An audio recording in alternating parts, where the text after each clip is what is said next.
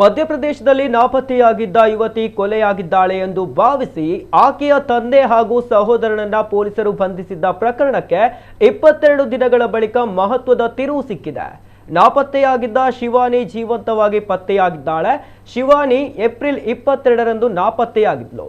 ಕುಟುಂಬಸ್ಥರು ಹುಡುಕಾಟ ನಡೆಸಿದರೂ ಪತ್ತೆಯಾಗದ ಹಿನ್ನೆಲೆಯಲ್ಲಿ ಮೇ 1ರಂದು ಪೊಲೀಸರಿಗೆ ದೂರು ನೀಡಿದ್ದರು. ತನಿಖೆ ವೇಳೆ ಅರ್ಜುನ್ ಎಂಬ ಸ್ಥಳೀಯ ಯುವಕನು ನಾಪತ್ತೆಯಾಗಿರುವುದು ಬೆಳಕಿಗೆ ಬಂದಿತ್ತು. ಪ್ರಕರಣದ ತನಿಖೆ ನಡೆಸಿದ ಪೊಲೀಸರು ಮಹಾರಾಷ್ಟ್ರದಲ್ಲಿ ಪತ್ತೆಯಾದ ತಲೆ ಇಲ್ಲದ ಸುಟ್ಟ ಶವವನ್ನ ಯಾವುದೇ ಖಚಿತ ಪುರಾವೆಗಳಿಲ್ಲದೆ ಶಿವಾನಿ ಎಂದು ಗುರುತಿಸಿ ಕೊಲೆ ಆರೋಪದ ಮೇಲೆ ಆಕೆಯ ತಂದೆ ಹಾಗೂ ಸಹೋದರನನ್ನ ಬಂಧಿಸಿದ್ದರು.